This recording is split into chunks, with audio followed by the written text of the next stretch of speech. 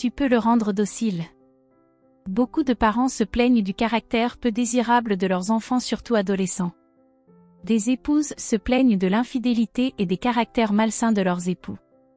Les époux aussi ont plein de choses qu'ils reprochent à leurs épouses et comme une chaîne infinie, nous nous reprochons sans cesse.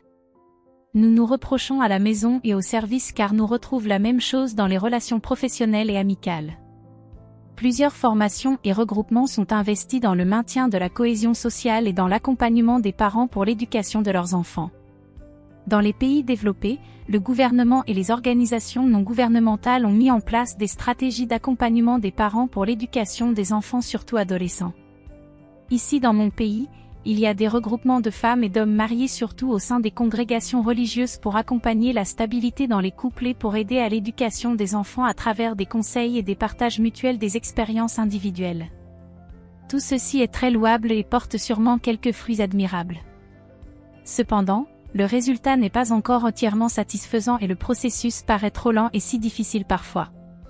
Par contre, il y a une autre manière de faire plus rapidement et sûrement les choses.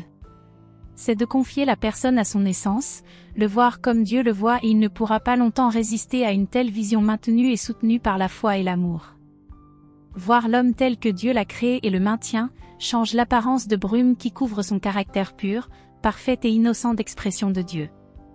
Nous pouvons énormément aider nos enfants, nos partenaires ou nos proches par un travail individuel mais profond que par tout ce que peuvent nous donner les institutions et les regroupements instruits pour de telles tâches. Si au lieu de maintenir dans notre pensée l'image d'un époux infidèle, arrogant, nous contemplons en lui les qualités comme la fidélité, l'amabilité, le respect, la douceur et voyons que ces qualités constituent ses seules réelles qualités à tout moment et même maintenant, nous ferons beaucoup pour lui et pour nous-mêmes. Ces qualités sont divines et constituent effectivement l'essence de son être, sa nature intrinsèque et inchangeable et les maintenir en pensant à l'individu et en parlant de lui, avec lui ou en interagissant avec lui a un effet effectif sur ce dernier. Il peut s'agir d'un enfant qui semble complètement échapper à notre contrôle en tant que parents. Commençons dès l'instant à remplacer l'image fausse de lui par sa réalité immuable d'expression de Dieu et les résultats sont toujours satisfaisants. Il n'est jamais trop tard pour rétablir un caractère quelque ancré qu'il semble être. Quelle que soit la densité et la durée de vie de l'obscurité à un endroit, elle ne peut résister à la lumière qui s'en approche. Elle doit disparaître et disparaît toujours parce que l'obscurité ne peut jamais discuter de place avec la lumière, elle disparaît simplement et rapidement au fur et à mesure que cette dernière prend place. De même, l'image fausse de l'homme représentée par des caractères qui n'ont rien de divin constitue l'obscurité qui ne peut jamais résister à la vérité que nous comprenons et maintenons de l'individu. L'homme est l'expression de Dieu manifestant exactement les qualités divines, rien de moins ni de plus. Il ne peut rien exprimer de vrai qui ne soit divin.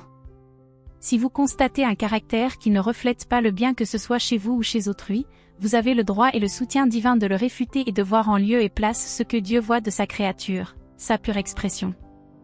Une telle mentalité maintenue avec compréhension est un grand remède pour toute discordance.